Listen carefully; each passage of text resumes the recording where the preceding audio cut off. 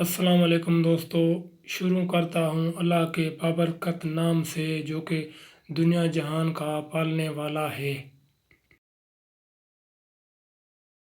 مشہور صوفی بزرگ حضرت عثمان شاہ مروندی لال شہباز قلندر کی سیون شریف میں ایک ظالم اور عیاش راجہ جیسر جی المعروف چوپٹ راجہ کی حکمرانی تھی۔ چوپٹ راجہ کی اپنی رعایا پر مظالم اتنے بڑھ گئے کہ مقول مشہور ہو گیا کہ اندھیر نگری چوپٹ راجہ انہی دنوں میں درویش سکندر بودلہ بہار سیون کے پہاڑوں میں عبادت و ریاضت میں مشغول رہتے تھے۔ ایک رات انہوں نے عجیب سی آواز سنی کہ ایک مرد قلندر آ رہا ہے جو ظلمت کے اندھیرے مٹا دے گا۔ بس پھر کیا تھا، درویش بودلہ نے اونچی آواز میں نعرے لگانے شروع کر دیے کہ ظالم بادشاہ سے نجات دلانے میرا مرشد آ رہا ہے۔ جب یہ نعرے ظالم راجہ تک پہنچے تو اس نے درویش کو قید کر دیا، لیکن یہ قید بھی درویش کے نعروں کو بند نہ کر سکی۔ ظالم بادشاہ نے درویش پر بے انتہا مظالم ڈھائے، مگر درویش کے منہ سے ایک ہی جملہ نکلتا رہا، میرا مرشد آ رہا ہے، میرا مرشد آ رہا ہے۔ ادھر لال شہباز قلندر وادی مہران سندھ کے مختلف علاقوں میں روحانی فیض بانٹنے کے بعد جب سیون شریف تشریف لائے تو وہاں شراب اور شباب کی محفل عروج پر تھی۔ آپ کے وہاں آنے پر یہ محفل خود بخود بند ہونا شروع ہو گئی۔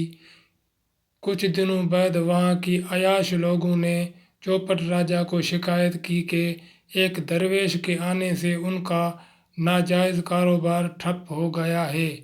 چوپٹ راجہ خود عیاش تھا، اس لیے اس نے کوتوال کو حکم دیا کہ درویش اور اس کے مریدوں کو اس کی ریاست سے باہر نکال دیا جائے۔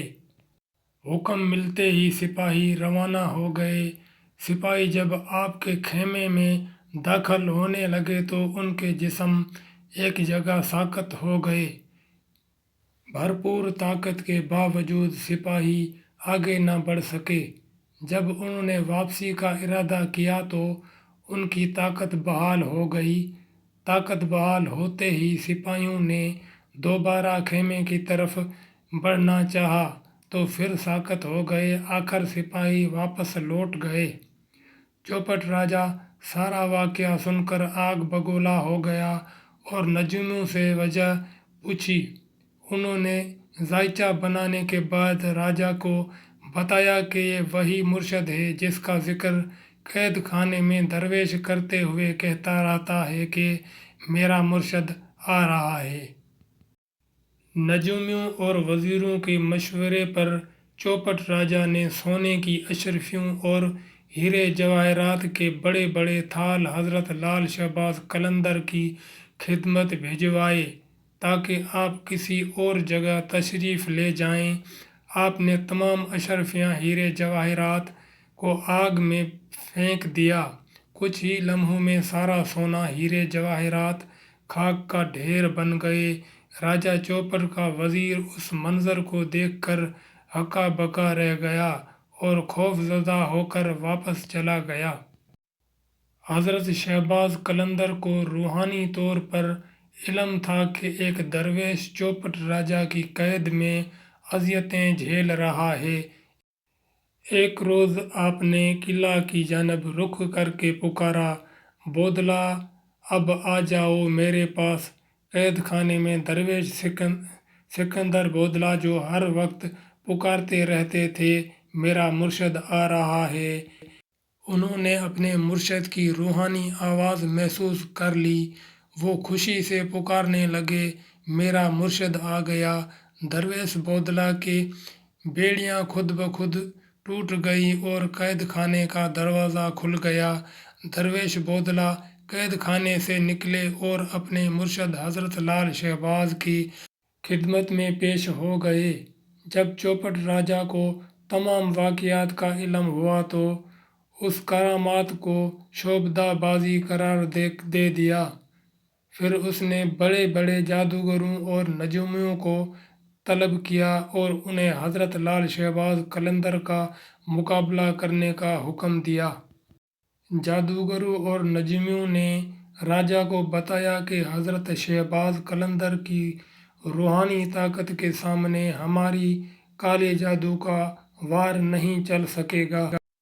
उनके रूहानी ताकत को ज़ायल करने का एक ही तरीका है कि किसी तरह उनकी शक्म में हराम ग़िज़ा दाखिल की जाए।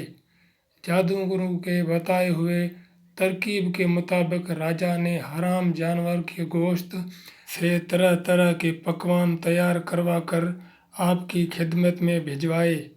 खाने इस तरह तैयार किए गए थे कि पता न चल सके कि हराम जानवर के गोश्त से बने हैं।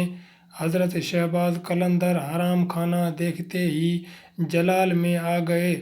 आपने ये कहकर हराम खाना उलट दिया कि उस काफिर के तकदीर में हलाकत और बर्बादी लिखी है, इसे अल्लाह के सिवा कोई नहीं टाल सकता। जैसे ही आपने हराम खाना उल्टा, इसके साथ ही शदीद ज़लज़ला आया और चौपट राजा का मजबूत किला भी उलट गया।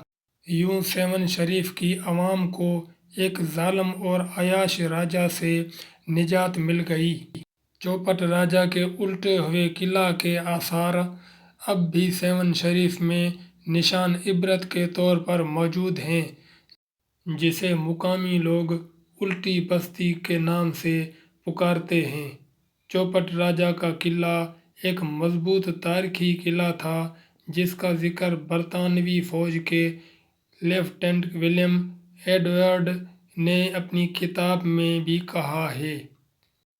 इस किला का जिक्र मरूफ मूर्ख भरमल मेहरचंद एडवाणी ने अपनी किताब सिंधी हंधन जी तारीख और सिंध के नामवर मुहक्किक इश्तियाक अंसारी ने अपनी किताब सिंध जा कोट आइन किला में भी तफसील जिक्र किया है। सेवन का यह तारीखी किला कबल अज़ मसीह से मौजूद है। किला के बारे में एक और रिवायत भी मशहूर है कि यह किला सिकंदर आज़म ने तमीर करवाया था, जिसकी वजह से उसे सिकंदर का किला भी कहा जाता है। जबकि बहुत से मुहक्किकीन के मुताबिक जब सिकंदर आज़म सिंध में दाखिल हुआ तो यह किला पहले से मौजूद था। बहरहाल ये एक मजबूत तरीन किला तस्वर किया जाता था, जो एक कलंदर की जलाल से उलट गया और अब मिट्टी का ढेर बन चुका है।